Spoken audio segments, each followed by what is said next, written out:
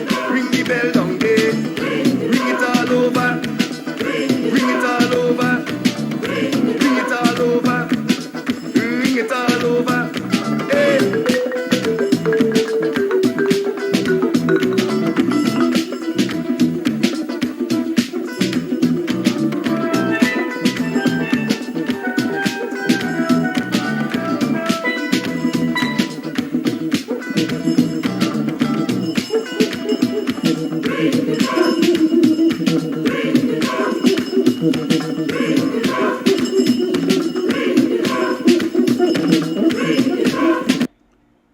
the bell, ring the bell. Ring the bell for justice, ring the bell for freedom. Ring the bell for fair elections. Hey, hey. Ring the bell for new voters list. Ring the bell for an investigation into the mischief that is being carried on at the Guyana Police Force. Ring the bell, ring the bell. Good evening, welcome to another program of DAYCLEAN. I am your host, Kams Amsterdam. DAYCLEAN, voice of the Working People's Alliance, groundings with WPA. In studio this evening, we have brothers Takumo Ogonse and Keith Branch. Brothers, welcome to the program. Welcome. Thanks, and to say welcome to your viewers, and to make an apology for Brother Majid, who is down with the flu. We wish him a speedy recovery so that he will be here the next Monday. Thanks, Kilaki, and welcome to our viewers again. And we're happy to be with you another Monday afternoon, Monday evening, to talk about the programs and principles and views of the Working People's Alliance. Thank you, brothers, and let me personally welcome you all viewers to the program. Chinseng Henry, Oslin Williams, I see all of you. Welcome down. Welcome, Pamela McGregor. Welcome to the program. It's another Monday evening. Sorry for the late start, you know. There's some things that sometimes keep you from being prompt. Apologies from this end. From last week to this week, 1 week, perhaps 8 days as we say, Monday to Monday, a lot has happened since we hosted this program. And as it is, DAYCLEAN seeks to discuss current affairs, current political and other happenings. And so we are going to be interrogating some of the things that certainly happened since we last hosted DAYCLEAN. A lot has happened. You will agree that a lot has happened. Right now there is the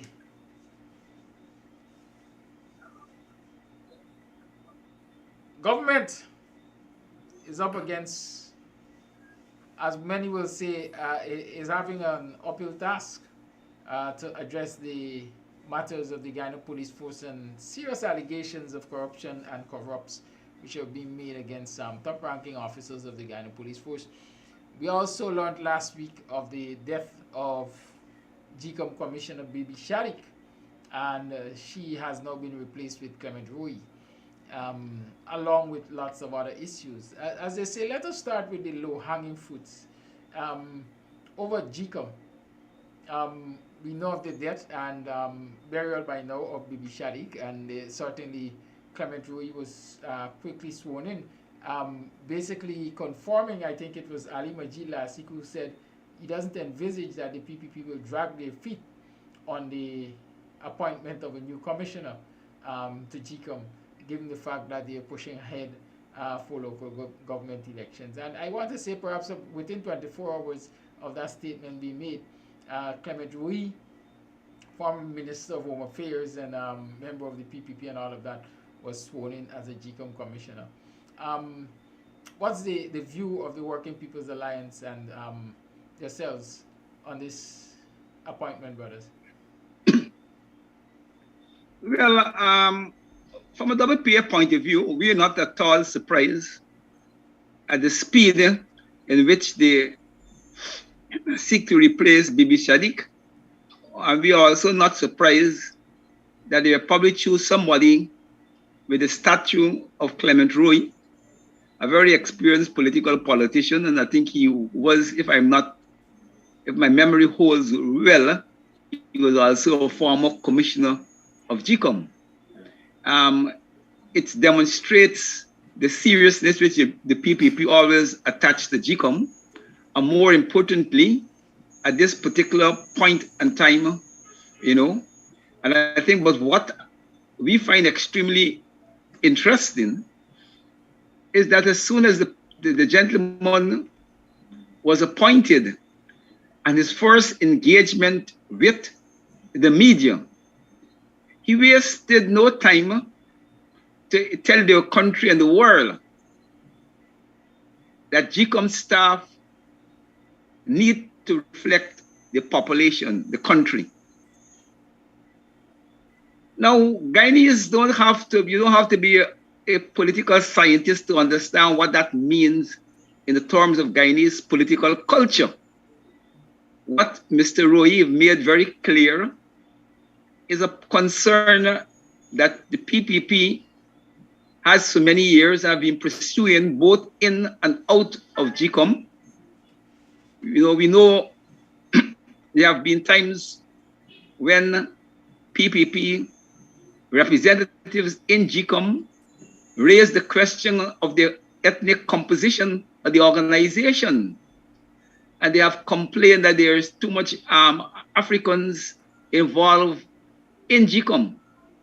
And Roy's remarks could only be interpreted to mean that he is on a mission in GCOM to ensure that one of the important things, an important policy position of the PPP, is that there's a transformation in GCOM staff that reflects the reality of the country. And I will assume by that he means the ethnic reality, okay, and also the population reality of the country. And this is what we find very interesting, you know, that, you know, the man wasted no time, you know, to raise this matter as an important mission for him and his party. And we believe in the WPA, we have no problem with any institution, national institution, its staff reflecting the composition of the population, or it reflects ethnic balance or ethnic, you know, equity. But if we going to accept that as a national principle, it can be selective. And that is the problem we have with the PPP. You know, they want these things to be selective. It have to apply across the country and across the entire society. It can't be selective. But this is a clear indication that the PPP is intended to consolidate its already domination of the GCOM Commission. It dominate the commission with the chair voting with the PPP, and now they're seeking to dominate the secretariat. And I think that this is bad for the country and it is bad for politics. I believe that if in a sensitive institutions like GCOM, if there is significant reasons for addressing the staff composition, you have to bear in mind the history of these things. It requires the cooperation and the agreement by all stakeholders in GCOM and in the society. It can't be the government or one party using its power in the state, okay, to impose its will on such important national institutions. And we in the WPA find it very objectionable.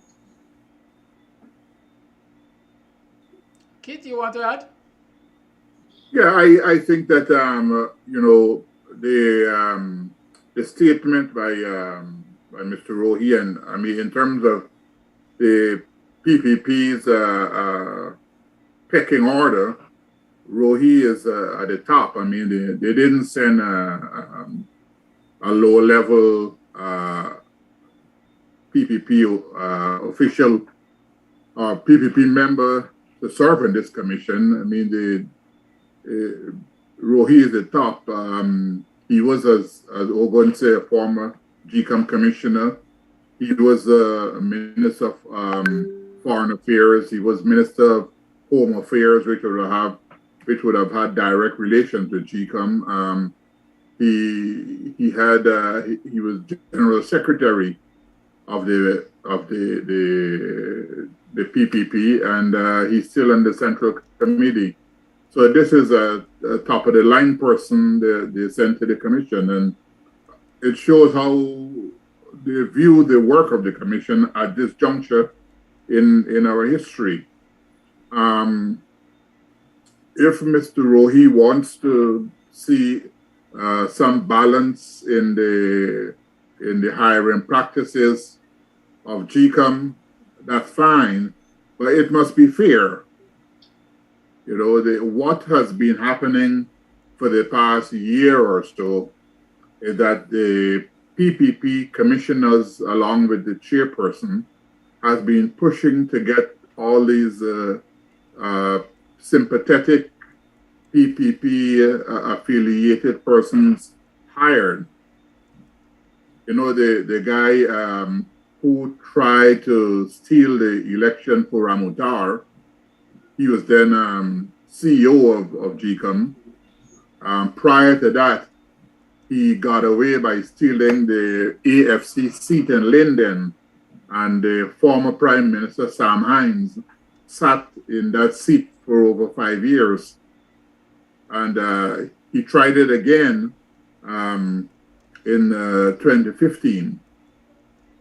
And they were trying to get that same gentleman to be rehired as CEO of GCOM after Lowenfield left. So there's nothing, the present CEO of GCOM is according to the criteria set out by GCOM for hiring in that position. This guy, who is now CEO, did not meet those criteria. He did not meet the criteria, but the 3 PPP commissioners, along with the chairman, voted in a 4-3 vote to hire him as CEO. So the problem is that the PPP, they're not saying, well, we're going to make some changes into the hiring practice at GCOM to make the institution more reflective of Guyana. What they're really saying is we're going to make this institution more reflective of the PPP. We have to get that clear. They're going to make the GCOM an arm of the PPP, like the private sector commission, and they continue to fool people like that. You read the press and they say, well, we have involvement by a civic organization. So what is that civic organization? The private sector commission. Well, there's no difference between the PPP and the private sector commission. It's not that they're that the private sector commission are mere followers who are businessmen, who follow the PPP because they get perks from the PPP. The majority of these businessmen are intrinsically tied up with the PPP. Take, for instance, the present presidential advisor on security and so on. He used to be head of the private sector commission. So there's an intrinsic relationship between these organizations and the PPP, and that is the direction that they're heading to in GCOM. That they're going to remove people, rehire people, not because they want ethnic balance, but because they want loyalty to the People's Progressive Party. The People's Progressive Party knows nothing but dominance. It has to be dominant. It has to control every facet of Guyanese life. because, as I said last week, and I continue to say, the PPP believes still that it's a vanguard party. You know, the world has changed and moved on, but not the ideology or the thinking of the PPP. The PPP is still the vanguard party. Everything else is secondary. Thank you.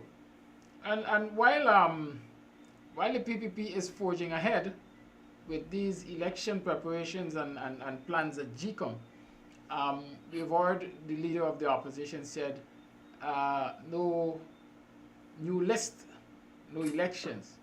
While the leader of the opposition is saying that without a cleansed list, he has no interest in elections. The vice president, Jack DION, has said basically that, look, Norton is all talk, because when the elections are called, we are certain you will turn up. Your reactions to that?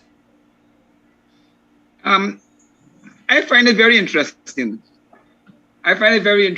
It's a bold challenge that Jack DION threw out to Norton, and in political terms, it has its merits, because the PNC, as a major political party in the opposition, who historically has been participating in these elections in order to maintain some significant control at the local governance level, which give them some amount of political clout, will have to make an unprecedented decision as to whether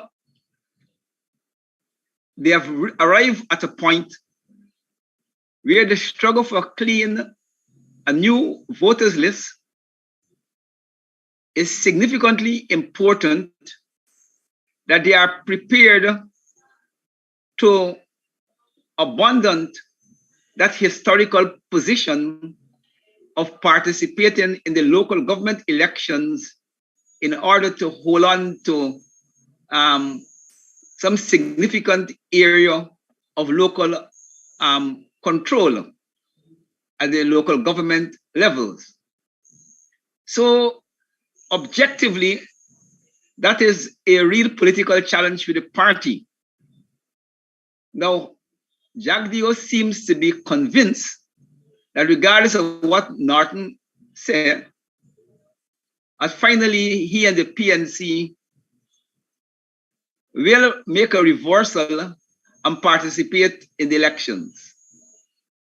Now, we only could know whether Jack DION's prediction is correct when the election date is announced and we get a very clear and decisive response from the PNC and Mr. Norton. So in political terms, it is interesting because it is a position that rests on a very important plank of electoral politics as it relates to local governance, and whether the PNC is prepared to put that at risk. Now, my own thinking on the matter is that the election, a clean and a new voters list, is so important to the country that the PNC should not be too concerned about that. That is my own personal judgment. And the PNC should take the position. I can't really, I got to be careful here because, political culture over the years, I've learned that dealing with the PNC, both when we were in opposition and when we were in alliance, that when the WPA takes a position in public, you have a great possibility that the PNC will go in the opposite direction, probably because they don't want to be seen as being led by the WPA. I mean, it's a kind of petty politics, but it is a factor in the equation. Of course, Norton have shown some slight difference, but he's just a party leader. He's not a party executive. And while the leader do have significant power, when it comes to the party decision, the executive and the collective could very well override, the concerns of the leader. The point I'm making is that I'm trying not to say what the PNC should do. But if I was in the PNC's position, I would have ensured that there is no local government elections in my constituent areas. So the PPP and JAGDIO could go ahead with the local government elections in PPP strongholds, because I would not be too concerned with the outcome because we know what the outcome will be. But I will make sure that it don't happen in my constituents. This means that you're throwing the country into a major crisis. Either they accept your logic and they back off and they don't attempt to hold elections in your constituents, or they try to force a matter and live with the consequences. I think this is where the struggle for fair and free elections and the struggle for a new voters list is at. It requires unprecedented political action and unprecedented political will. And I do hope, and I could say we in the WPA do hope, that the PNC, I don't want to emphasize Mr. Norton as JAGDIO is emphasizing, because I think this has to be a party decision, an executive decision. I am hopeful that the PNC executive will resolve that come hell or high waters, there will not be local government elections in the PNC strongholds.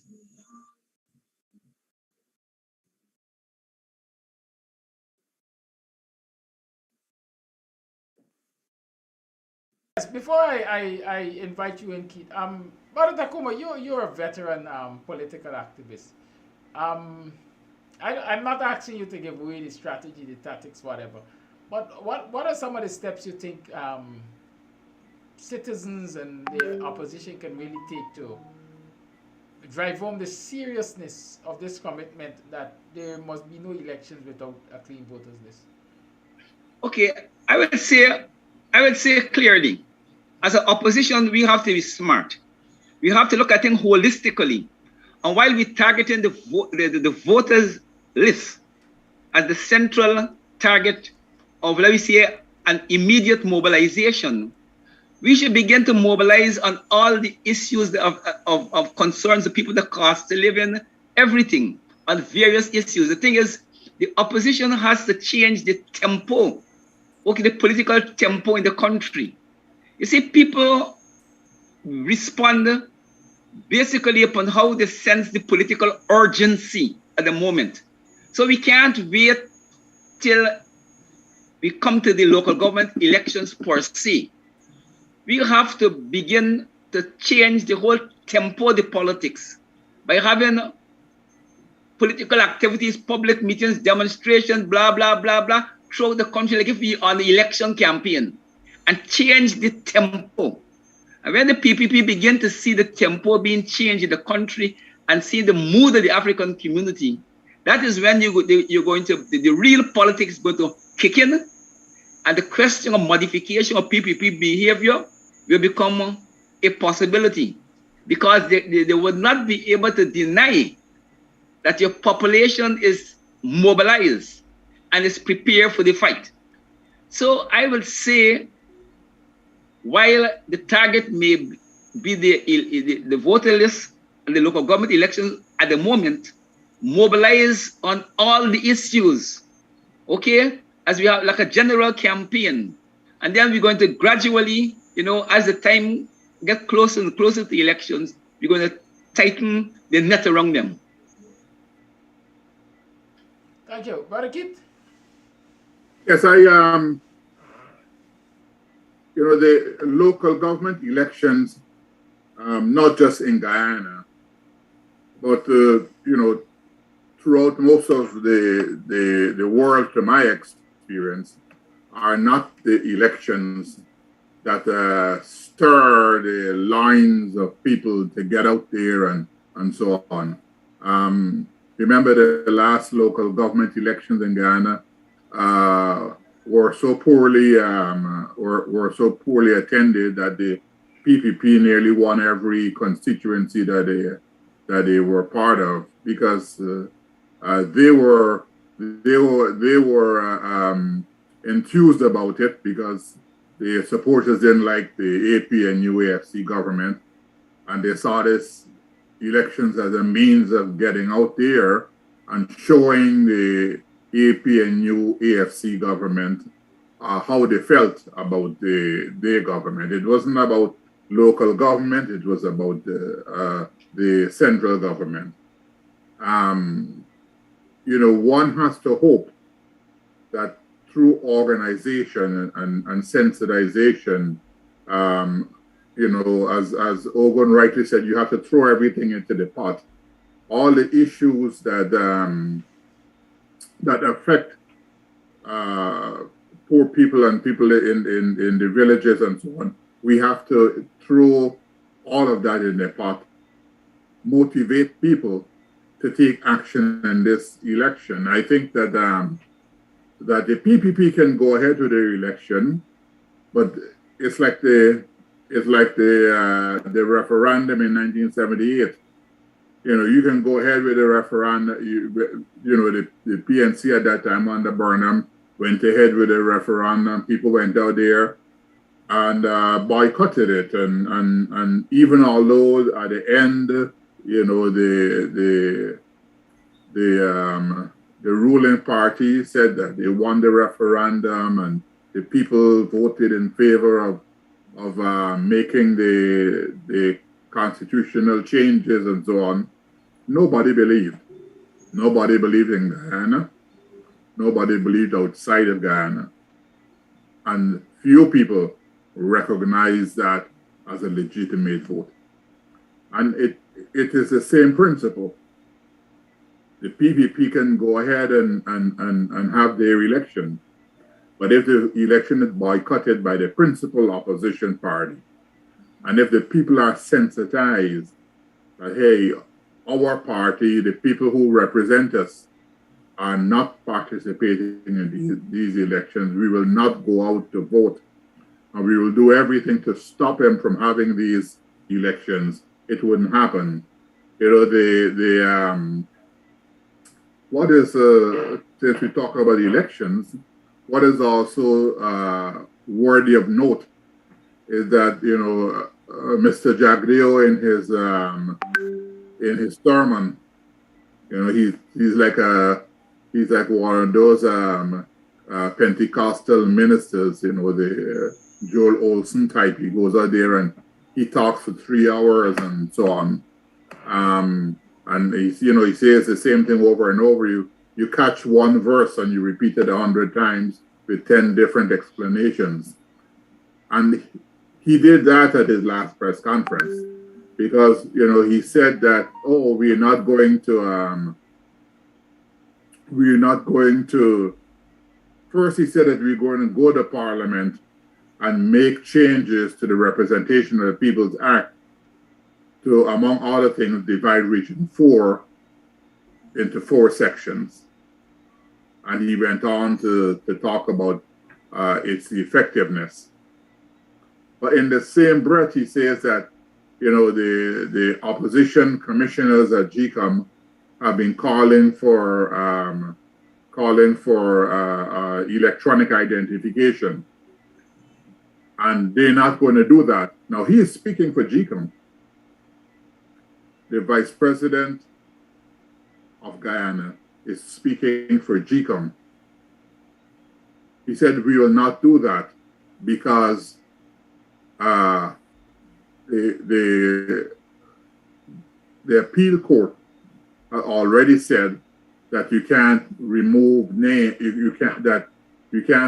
names from the voters list, and if you try to have the electronic identification, then if they lose, they will take you back to the to the court and reference it and throughout the election. But the funny thing is that he has already said that they're going to Parliament to change the Representation of the People's Act. So why can't they also include electronic identification? There's no harm in doing that. You know, it's a law. If you're going to change the law says that Region 4 is one. You're going to amend that law to make to divide Region 4 into 4 sections, while also not throwing the electronic identification. So when people go to vote, you know, you can identify them by a thumbprint or whatever you use to clear them to vote. And you don't have what happened at the last election, where the same person showed up with voting under different names. And since you can't, since it's difficult to challenge someone who has an identification as, you know, as John Smith at 2 o'clock and Paul Brown at 3 o'clock, you know, there's nothing you can do to dispute that person, you know, except you have some camera taking pictures and so on. But if that person is recognized by thumbprint, and they put the finger in that machine, and it reads out the biodata, and if it doesn't say John Smith, you're not John Smith. Period. So if the vice president is saying that they're changing the law, which they couldn't, I mean, it's their prerogative. They're changing they're amending the Representation of People's Act to divide Region 4 into 4 sections, then they can very well add the electronic identification into that same legislation. But they don't want to do that because the voters list is like 600,000 people in a population of about 800,000. And there's some who comment and say, well, Barbados has a pregnant voters list also. But Barbados is not Guyana. Barbados is not Guyana. The history of rigging of elections in Guyana is evident, and it's part of it's part of the culture of the society that we are aware of, the political culture. And therefore we need to eliminate or eradicate that process. And the one way in doing so is to have a voters list that is reflective of the voting population. It can be done. But the other thing I want to mention is that, and I did it briefly, that the vice president pronouncing on what the Elections Commission will do must be unconstitutional and illegal. Only the Elections Commission can make that decision. If the Elections Commission tomorrow vote to have electronic identification, there's nothing that Jack Leo could do. That is the purview of the Elections Commission, and he's stepping into the purview of a constitutional body that is independent and making decisions for them. And I listened to that part of the press conference, and none of the journalists raised this issue. How can the vice president talk about what's going to happen at GCOM in terms of elections? You know, I think that sometimes our journalists go to these meetings in a ha-ha mood and doesn't ask the serious questions. Thank you. Thank you, Brother Keith. And there are a few comments I want to make before I move on, or I continue to talk about, because it's all in the line of discussion, GCOM. Yes, like you rightly said, the Vice President making pronouncement on what GCOM will do obviously is outside of his remit. GCOM is a constitutional body and should be making its decisions independently. It comes right back to the issue that citizens have been raising for quite a while, that while we talk about opposition commissioners and government commissioners, these commissioners really are and truly are supposed to be independent commissioners, yes, acting independently. And so the question has been raised. I think I noticed recently General Rahman calling for a new approach to GCOM and the staffing of GCOM, if I can call it that, in terms of who should be commissioners at GCOM and how they should be selected, right? He's recommending that perhaps outsiders should do the vetting process to appoint commissioners at GCOM. That's one recommendation. We certainly can talk about that. The other issue I wanted to address is, you mentioned the local government elections, and you say basically Guyanese don't take seriously local government elections, as is evident by the last one, when few supporters of the coalition came out and the PPP almost won all of the local area councils. One of the things I continuously point out and will continue to point out is that the last local government was used by the PPP to test their rigging machinery. And they used that, and they quote unquote were triumphant in most of the local area authorities, most of the NDCs. And they used that argument to buttress the argument when it came to the national election. That, look, we beat the coalition at the local government election, and that basically was an indication that we can beat them at the national elections. And so now the elections are declared for us, albeit that everybody else is saying it was rigged in favor of us and so on. But the evidence is there. We won the local government elections. When complaints were made about the list, the bloated list, they also made the argument that, look, y'all went to local government elections with the bloated list and y'all didn't complain about it. Why complain now about the list in national elections? And these are things, these are experiences which should inform the current position of no new list, no cleansed list, no election.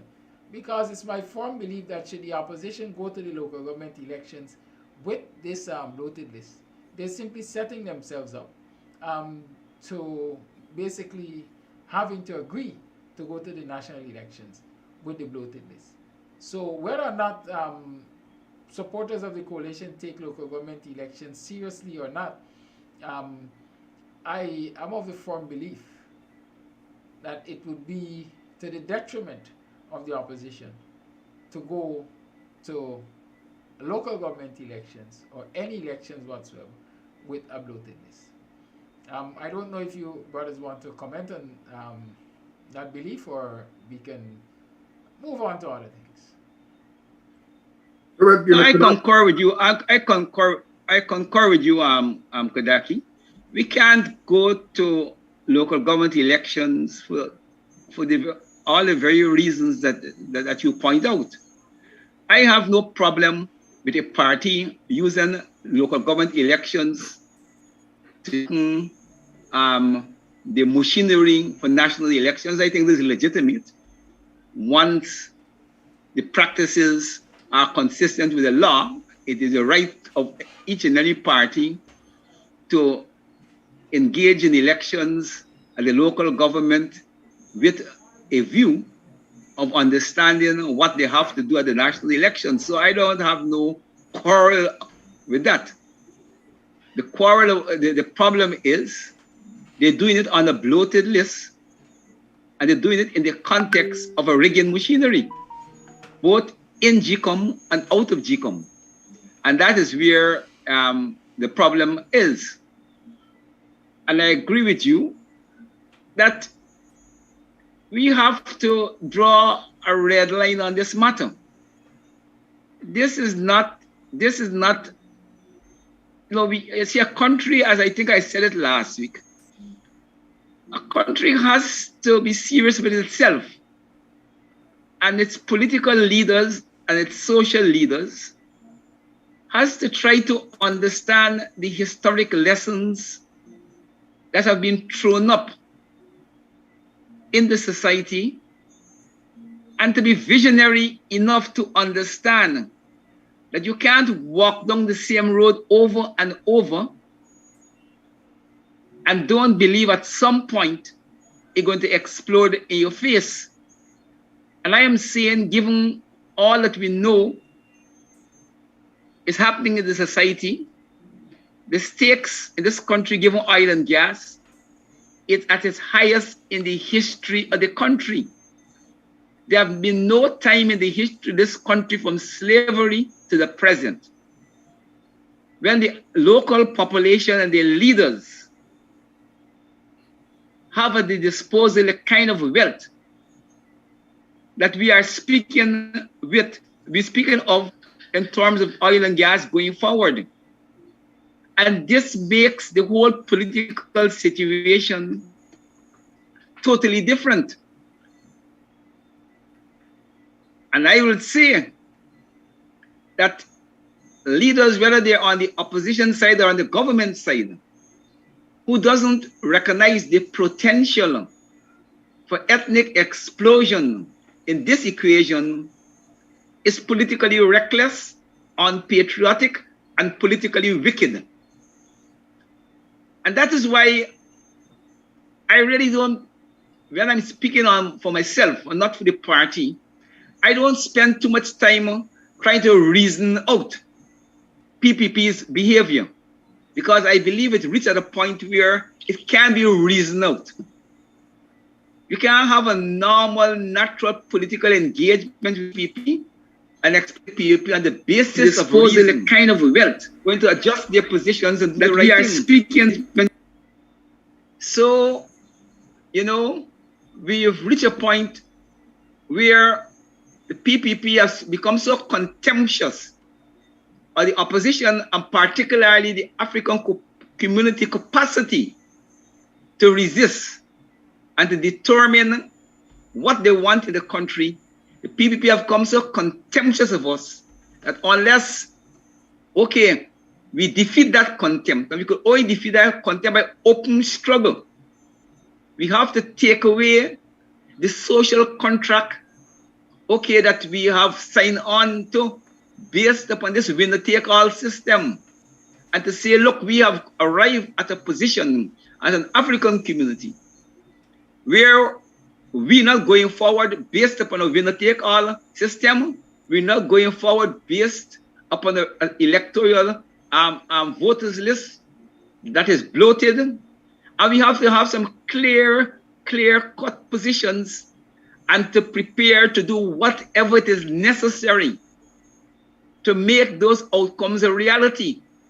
I mean, I don't want to put the program in any contempt of court and so, but I'm trying to say it as best as I could say it as a political activist. If I am the opposition leader, come hell or high waters, whatever had to happen for us to achieve a situation where we will have a fair play and an even playing field in this country, I will do everything in my power and mobilize my constituents to achieve that, regardless of whatever is the price. We reach a point where we either do this or we're going to face a new form of slavery and domination. And as an African activist, I can't, with good conscience, with over half a century of years of political activism in this society, I can't tell African community and I can't tell a Guyanese nation that we are at a juncture where you could get reasonableness out of the PPP based upon the rhetoric and logic. The PPP will only respond when they sense the opposition has reached a point in the African masses has reached a point where they're prepared to make the country ungovernable. Thank you, Brother Takuma. I wanted also to address the issue of the refusal, basically, of Jack Dio to even contemplate biometrics as it has been asked for. And he referred the ruling of the court about removing people from the voters list. Agreeing to introduce electronic ID cards or biometrics for voters doesn't go contrary to removing people from the voters list. But what Jack Dio is afraid of is that those people who are not legitimate voters will not be able to turn up to collect or to have their biometrics entered into the system. And so automatically the list will be cleared to a large extent because the fraudsters will fall off by themselves. Nobody will remove them, right? And that is what Jack Dio and his PPP cohorts most likely are afraid of. It is not a case of people removing you from the voters list because you're either dead or you reside overseas and you no longer reside here. But it's a simple case of what I might want to call natural selection. Because if you're not present to input yourself into the system, then you can't be in the system. Kit, you wanted to add something? Well, yeah, I agree with you. I agree with you that the process is a self-cleansing if you use the biometrics.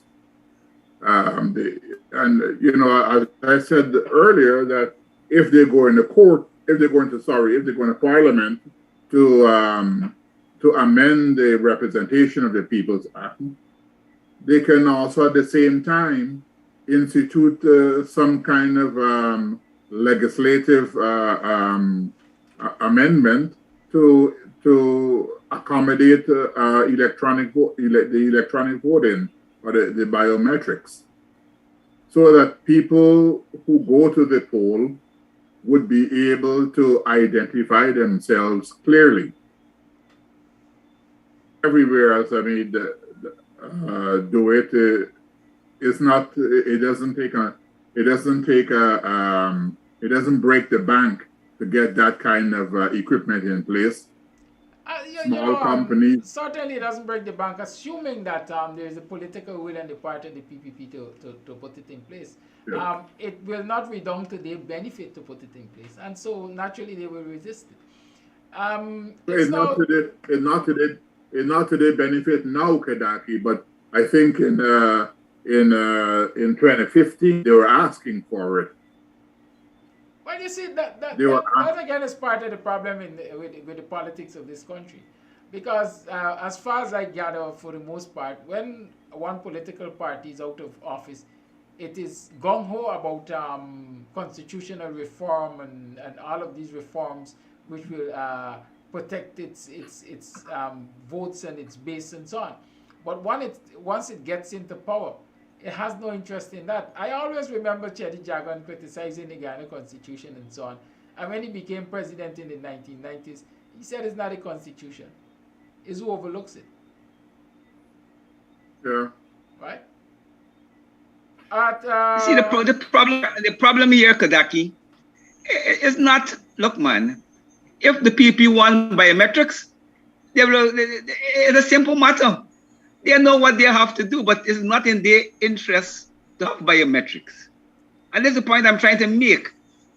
We have to stop treating the PPP as if we engage in normal politics with normal politicians and normal leaders.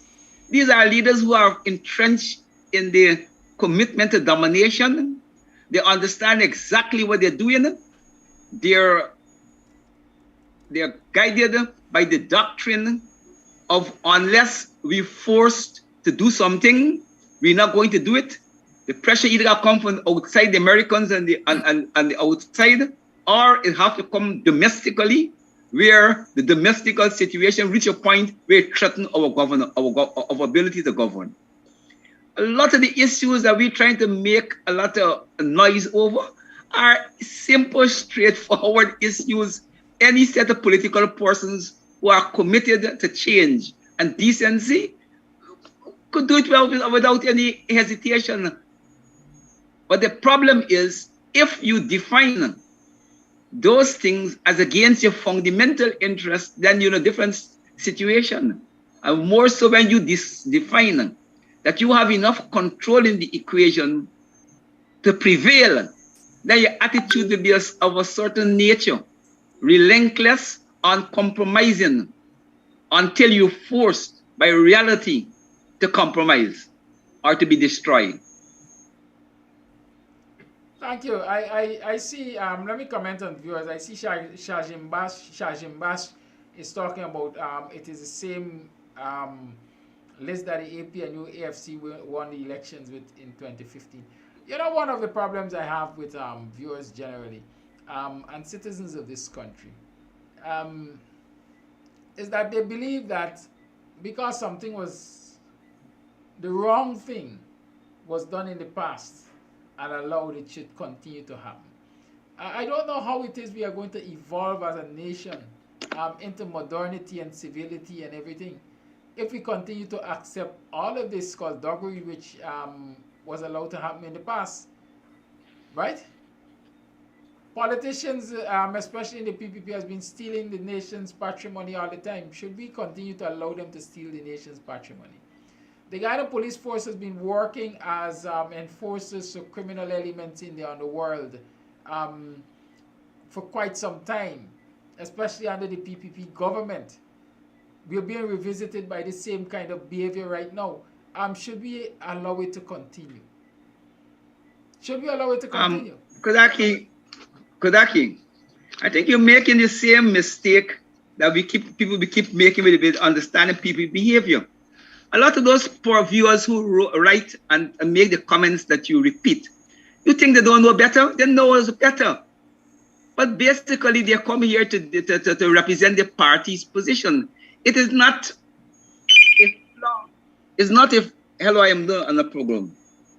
It is not a flaw in their thinking. It is not a lack of understanding the issue. It is a political stance that they take. And a lot of the party supporters, you know, basically are trained, okay, to behave that way.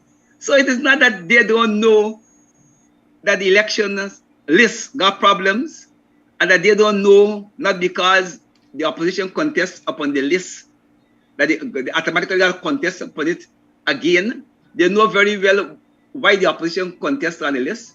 The court ruling a certain way, the opposition was trying to get the list cleansed. But they understand all of those issues. That is not the problem.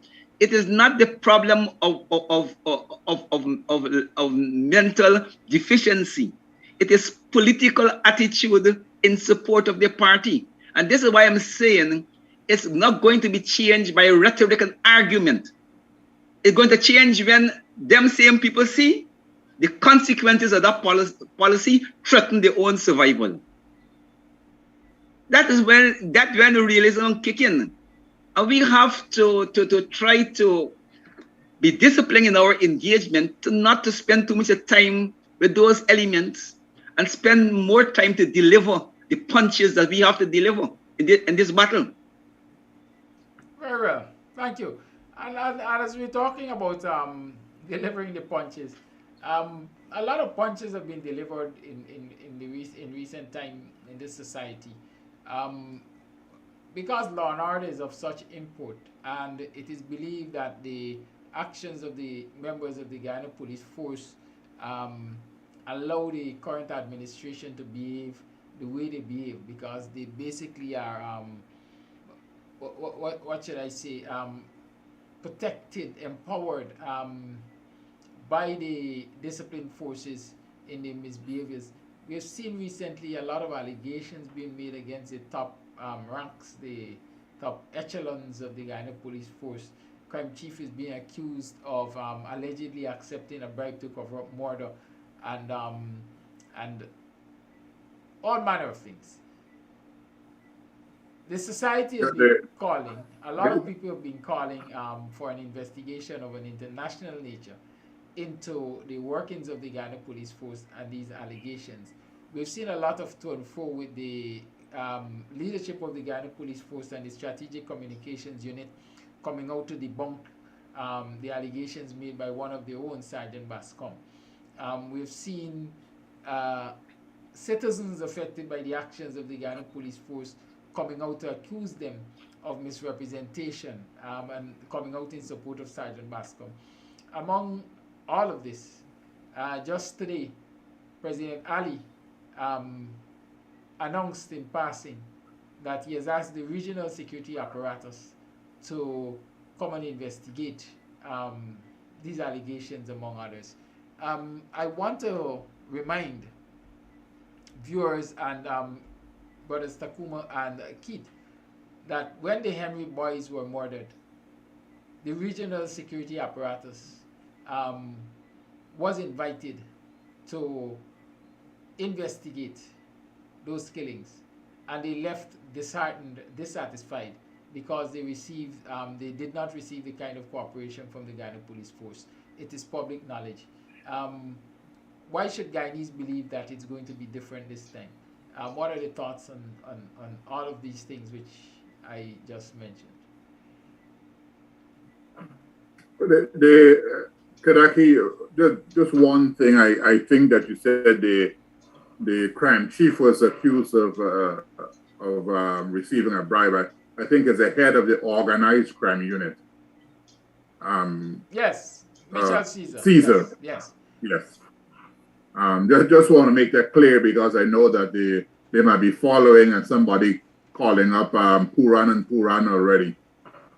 No, Punai and Punai, sorry. Very well. So go ahead. No, I was about to say that this investigation will get nowhere if the people who are coming in to investigate the crime aren't instructed by either the Minister of Home Affairs or the President himself to make everything available, all documents, everything that, and cooperate with this committee. I mean, that's essentially, you know, if they just come in here like what happened on with the Henry boys, and they go to Eve Leary and you know, people have them, you know, sit outside on a bench or you know, have them sit at the desk with, you know, no computer and no internet connection, and you know, the filing cabinets are locked and they got to get the, you know, the sergeant to give them the key, and the sergeant is saying that the key for those files are with the superintendent and so on. They will get nowhere. I mean, they would sit there for 2-3 weeks and then they would pack up their things and go home, and the government will say that they find nothing. And you know, the story like the Henry boys would begin to take a back seat. You know, it's no longer prominent, because in Guyana so many things happen so often that you don't know which one to follow up with. The resources, both human and otherwise, to continue to follow all of those issues would be enormous. But the fact is that the president by himself saying that he's going to invite these people, you know, is good, but he has to make it possible for them to do their work without having them, without giving them the authority to do their work. It will go nowhere. But the Guyana Police Force is a festering sore. You know, there must be somewhere or some process by where the government can remove the entire top echelon of the Guyana Police Force in one sweep, send them all on retirement, and bring new blood in there. But as it is now, I mean, this is not just political action. You know, one has an understanding of police. So if the police force involved in partisan political action, you say, well, that's how the government is operating. But this is just lowball skullduggery. Up to today, I was reading a report of a policeman who was involved in sexual activities with a minor, a male child in Babis, and the person who got that information and recorded it and gave it to the parent who handed it over to the police. That person was charged, but the policeman who was involved in the skullduggery is free and clear. He's on the beat, you know, doing his duty. The guy who exposed him, well, he is facing charges. The Guyana police force.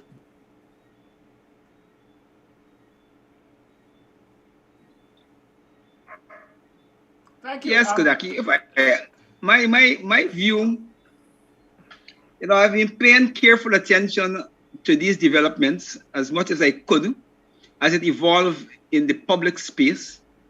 And my recollection is that Vice President Barra Jagdeo did make a statement that when the president arrived back in Guyana, he would be addressing the Boston issue, you know, in some detail.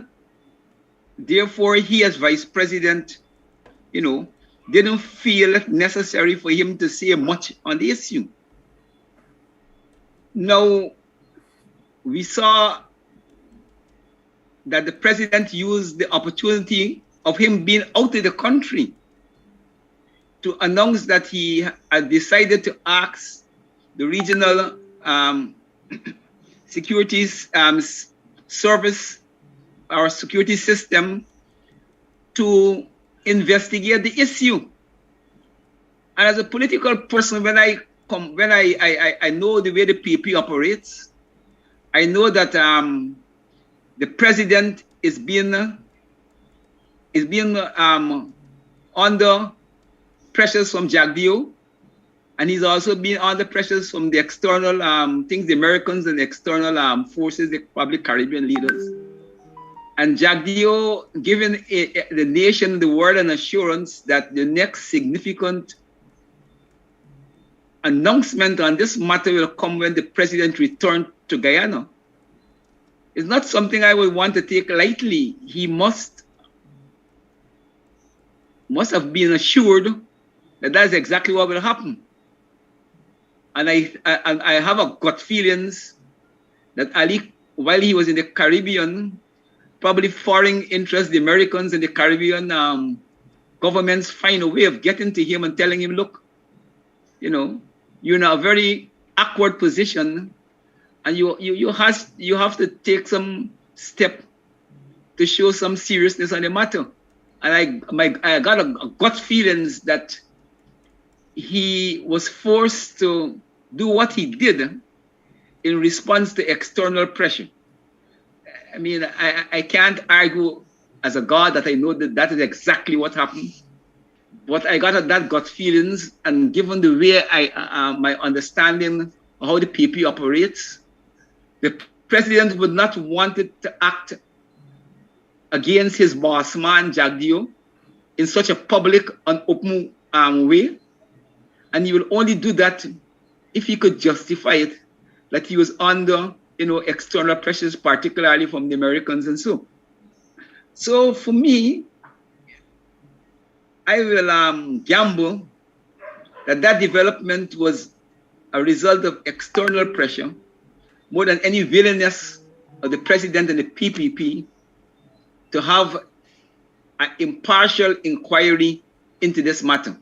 And I agree with you, Kodaki and Keith, that you could agree to have people to come to investigate, but if on the ground they're not given the kind of cooperation and the investigations on the ground, all the documents disappear and was never really objective and serious investigations, they have very little to work with.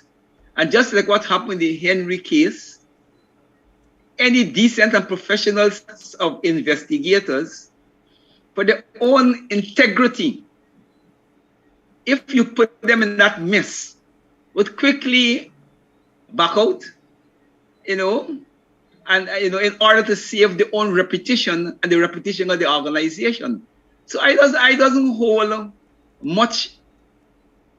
I doesn't expect much to come out of the investigation. I think that Jagdeo acted, Ali acted under pressure, external pressure. And I think when he come back home, he and Barrett and the PUP will work out how to neutralize, okay, that investigation team. So I don't have much high hopes on it. And it's a Caribbean team which, given the neo-colonial mentality of the region, we have little respect for our own institutions. If we had invited the CIA, okay, I would have probably took a different position, because he can't bully the CIA or the FBI or, you know, some British intelligence agency, the way in which they could treat the contemptuous way of the Caribbean institutions. They have little respect for the Caribbean institutions. So I don't hold out much on this matter.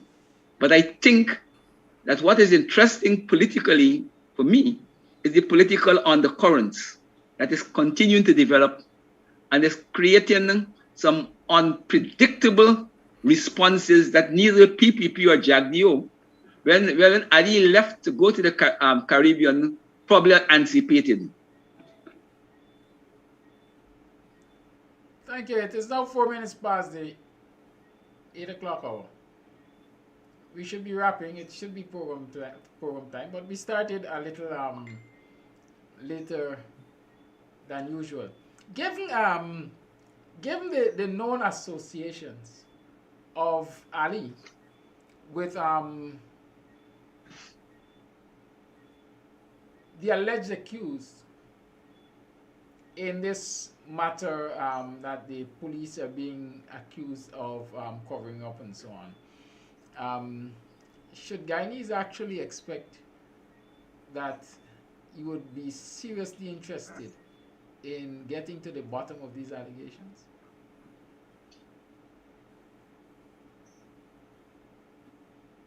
Me, I would say to that question, Kadaki, no.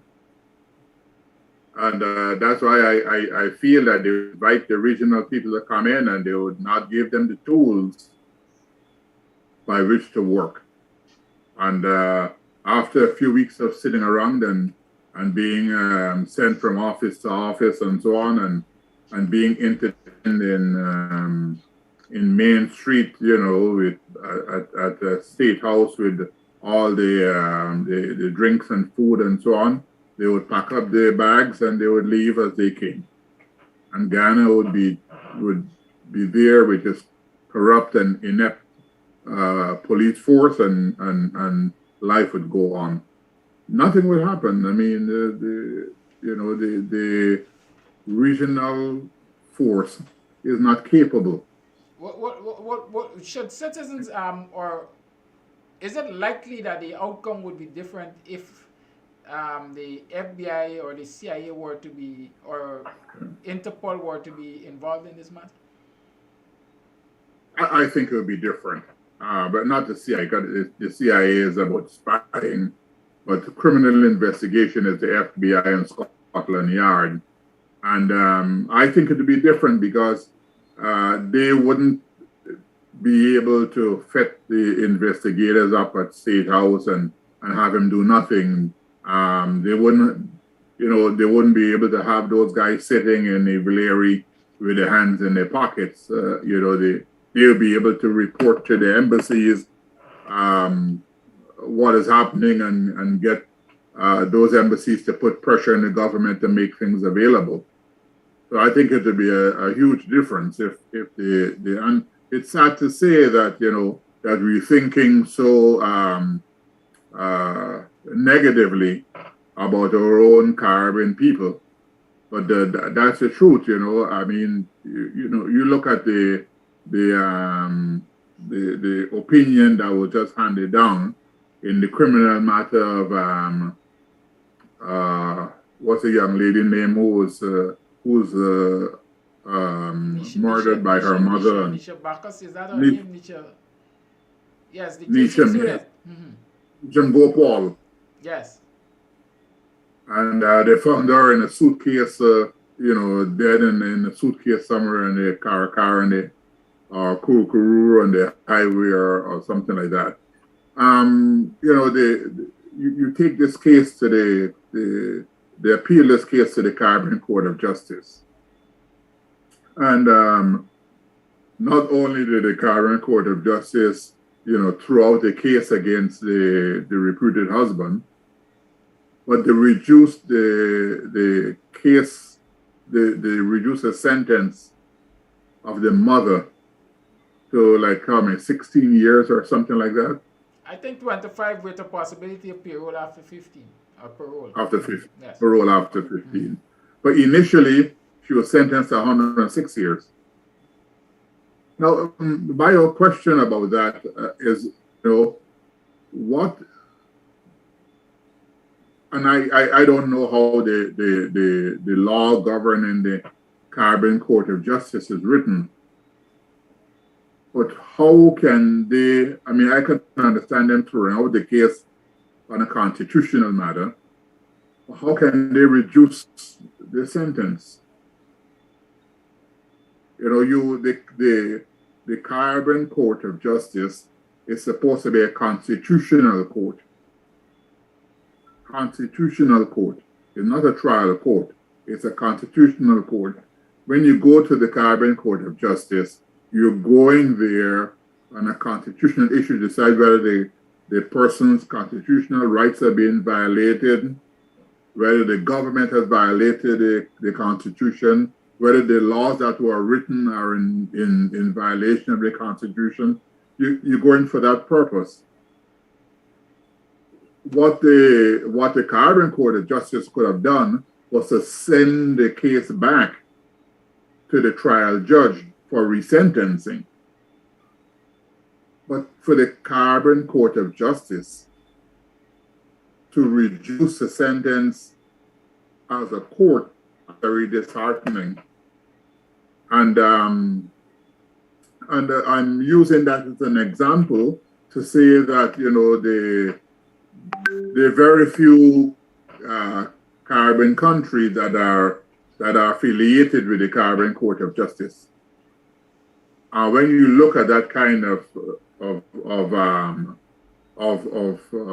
decision making, you come back to the point of this regional security people and look what kind of faith you can have in them,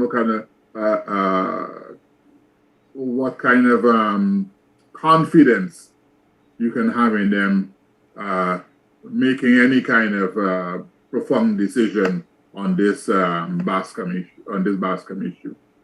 Thank you, Keith. It's now 10 minutes past the 8 o'clock hour. Let's wrap closing remarks, please. Keith, you want to go first since you're on the screen?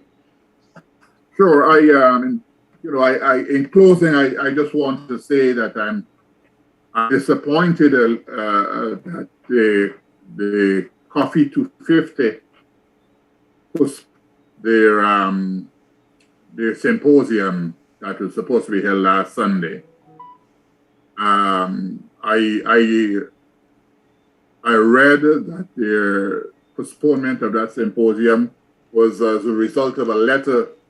I don't know if the letter was written to them, but it was published in the press, the Stabroek News and Kaitour News by Attorney General Anil Nandalal, who kind of posited that the question of holding a symposium talking about growing apartheid in Guyana is a violation of the Constitution. And based on that letter, Coffee 250 decided that it was better to postpone the symposium until they get more information. I would have gone ahead with the symposium. I cannot believe that the Guyana Constitution is so poorly written that if you have a symposium on a subject, if I have a symposium about growing racism in Guyana, is that a violation of the Constitution? If I have a symposium on growing deforestation in Guyana, if I have a symposium about the treatment of Amerindians at Chinese landing and so on, is that a violation of the Constitution? So why the term apartheid? The word apartheid is what really offends the PPP. And the Coffee 250 should have gone ahead with that symposium. I think they erred in postponing it. Thank you, Kit. Barata Kuma. Okay, I want to concur with Kit on that, and to raise two other quick issues. I want to express solidarity with Vincent Alexander against the vicious attacks by Jack Dio to smear his reputation.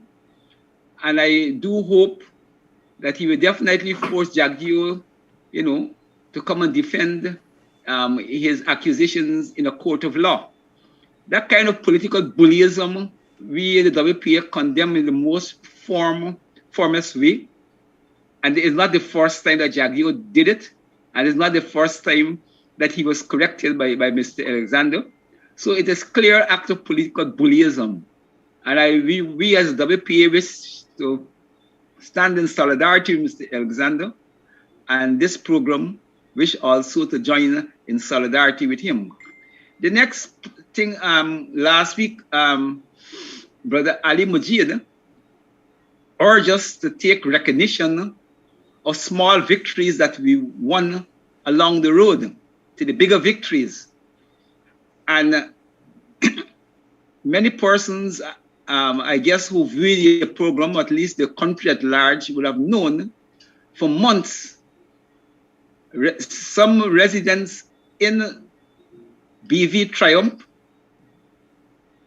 led by Councillor Elton McCrae, has been consistently fighting corruption as it relates to lands, the selling of lands and the leasing of lands.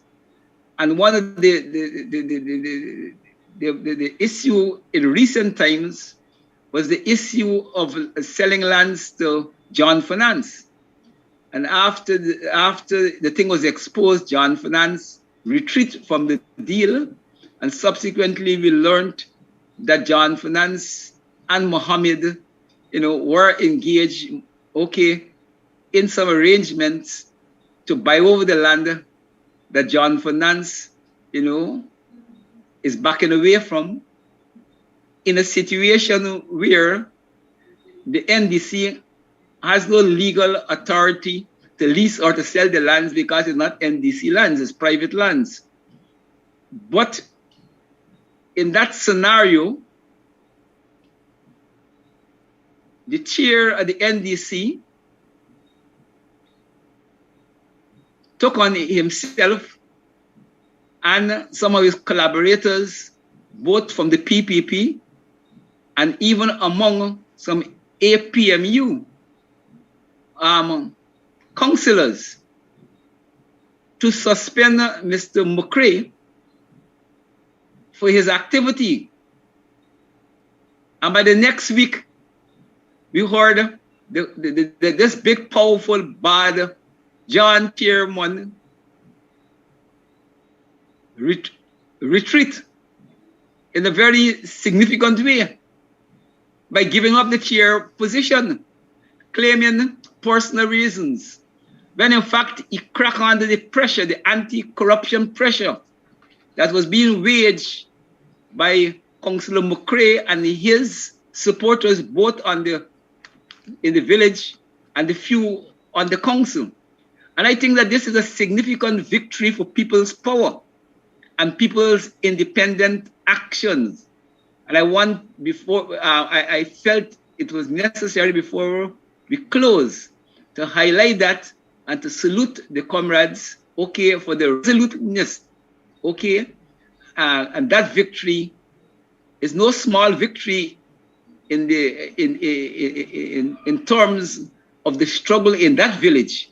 It may be small in the overall national struggle, but it's an important victory for the people of BV and Triumph. Thank you. I want to also take note of the resignation of the chairman. And I dare say that should not be the end of the BV Triumph issues with this particular individual. I am encouraging councillors and villagers alike to continue the anti-corruption stance and to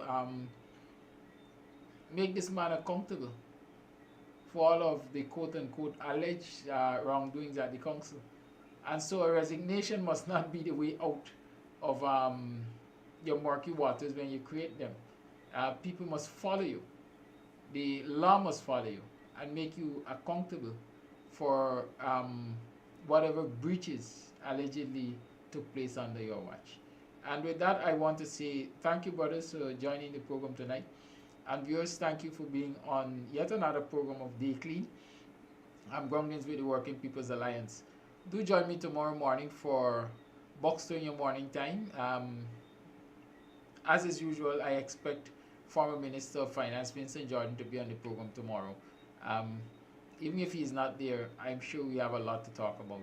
So join me tomorrow morning, 6:30, right here on Kams Tv for another program of Buxton in your morning time. And certainly in the evening, you are going to enjoy another program with Dr. David Hinds, Politics 101. Once more, good evening. Have a pleasant rest of your Monday evening and stay safe.